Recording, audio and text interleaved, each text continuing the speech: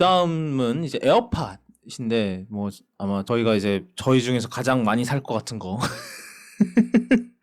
에어팟 프로 2세대가 나왔습니다. 드디어 진짜 거의 3년 진짜 3년 거의 3년 만에 나왔거든요. 이게 에어팟 프로가 2019년 10월에 나왔어요. 그러니까는 진짜로 거의 3년 만에 나왔는데 그래서 그만큼 뭔가 많이 바뀌었냐? 일단은 디자인은 전혀 안 바뀌었고요. 뭐 내 생각에 심지어 케이스도 호환되는 것 같던데. 그래서 이미 기존에 쓰시던 케이스 있으면 그냥 그대로 쓰실 수 있는 것 같아요. 아마도 뭐 다르면은 제가 팔로우업을 할게요.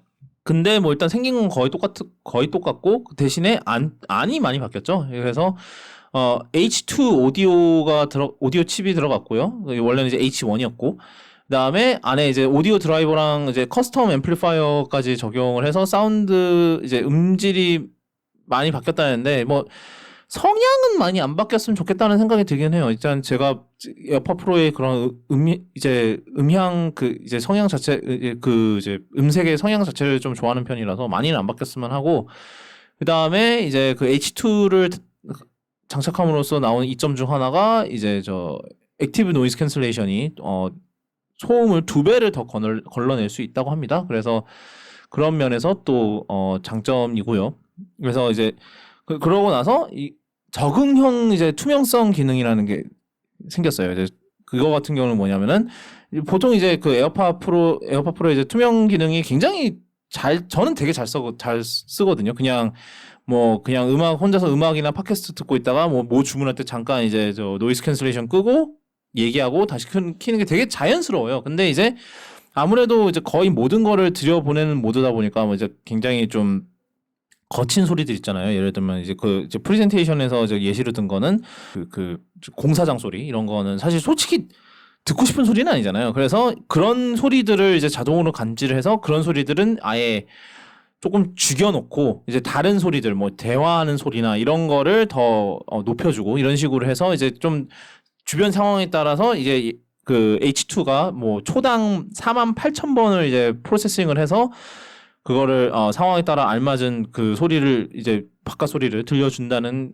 거 하고요. 그 다음에 그게 딱 샘플링 레이트죠. 네 그렇죠. 그러니까 샘플 한 번 할 때마다 프로세싱 한 번을 한다는 거니까 장난 아닌 거죠. 네 그거를 이제 이 조그만한 이제 그게 프로세싱을 하고 있다는 것 자체가 되게 대단하죠. 사실은 이가 얼마나 우리가 컴퓨팅 그런 거에 얼마나 멀리 왔는지 사실은 제 생각에는 뭐 이렇게 말하면 당연하겠지만 에어팟 프로 이 조그만한 거 하나가 이제 뭐 아폴로 11호 컴퓨터보다도 더 강력하지 않을까 약간 그런 거 있잖아요.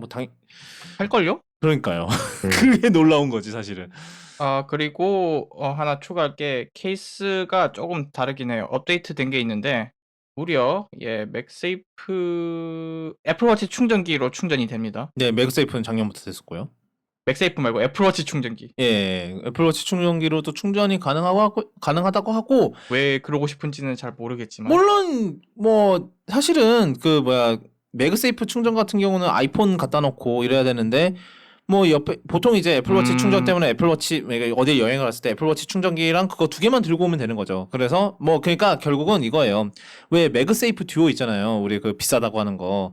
그냥 그거 펼쳐놓고 한쪽은 아이폰 무조건 그냥 아이폰 자리 해놓고 한쪽은 뭐 상황에 따라 애플워치를 충전하다가 잠깐 빼놓고 뭐 에어팟 충전하다가 뭐 이런 게 가능하다는 소리죠. 제가 왜 그렇게 생각을 했냐면 지금 제 3인원 충전기를 보고 있는데 거기다가 에어팟을 올리면 무조건 흘러내리거든요. 그래서 과연 얼마나 쓸 수 있을까 싶기도 했고 뭐 아무튼 어느 케이스에서는 어느 충전기에서는 뭐 쓸 수가 있겠습니다만 많은 경우에서는 별 혜택을 못 볼 거고 그냥 일반 치 충전기 쓰시면 됩니다.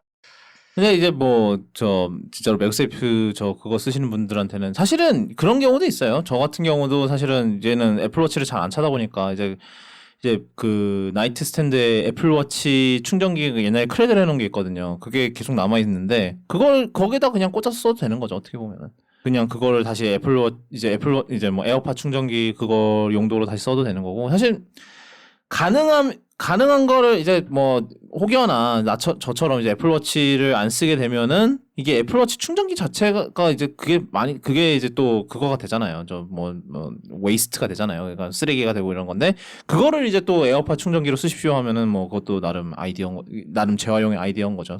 환경을 생각해서. 그다음에 이제 케이스에 유언 칩이 들어갑니다. 그 이제 울트라 와이드 밴드. 그리고 이제 스피커도 들어가서요. 걔만 있어도 약간 에어태그처럼 그게 트래킹이 가능해요. 그래서 뭐 내가 이 집에서 내가 분명히 에어팟을 어디다 놨는데 어딘지 모르겠다 그러면은 이제 에어태그처럼 이제 그 나의 찾기 앱을 켜서 이제 이걸 위치를 쫓아가서 이제 그 다음에 소리를 재생을 하면 이제 그 케이스 자체 스피커가 내장이 돼서 이제 스피커로 소리가 나오는 그런 식으로 사용할 수 있게 됐고요. 그리고 그리고 이제 그 본체에 또 다른 이제 중요한 개선점이 하나가 있습니다. 바로 에어팟 본체에서 볼륨을 조정을 할 수가 있어요. 드디어 정말 엄청난 혁신이죠.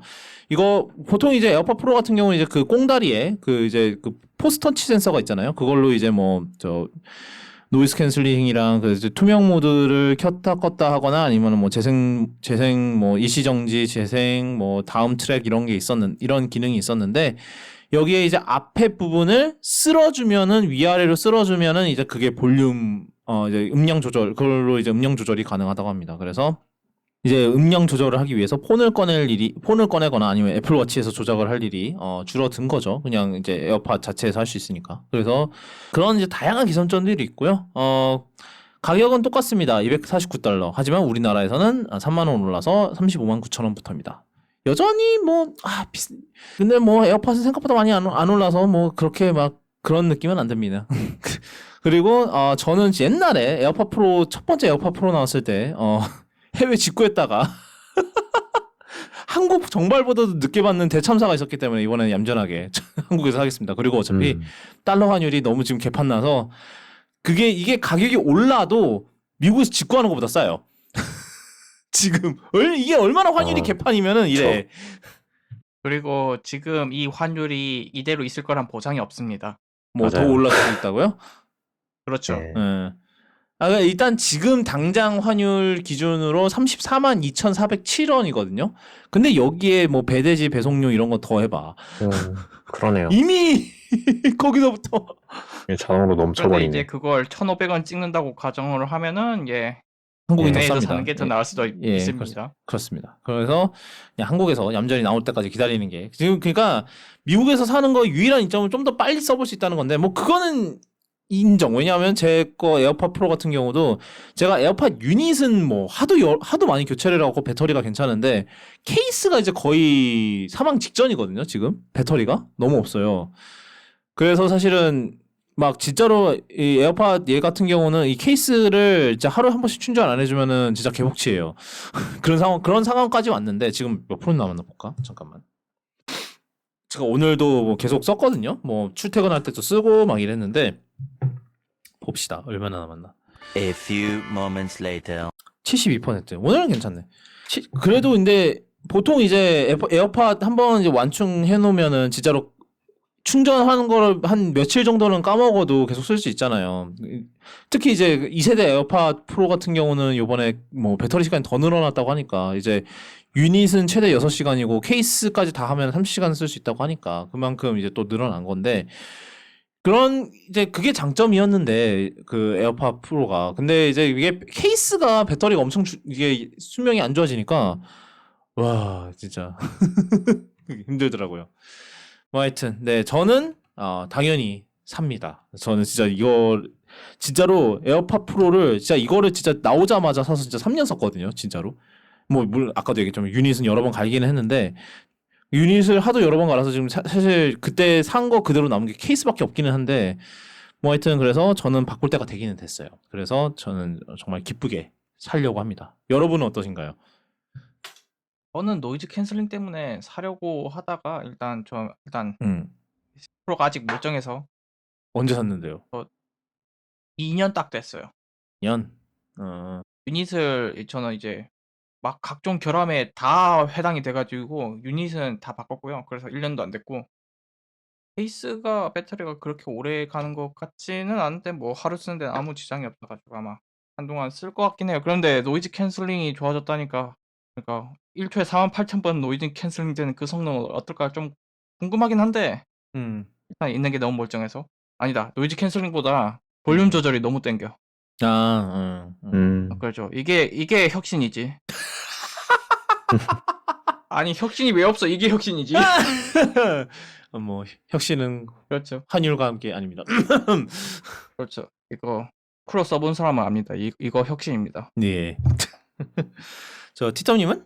저도 사실 산 거는 처음 나왔을 때 샀었는데, 그거를 유닛 교체를 받은 지 얼마 안 됐어요.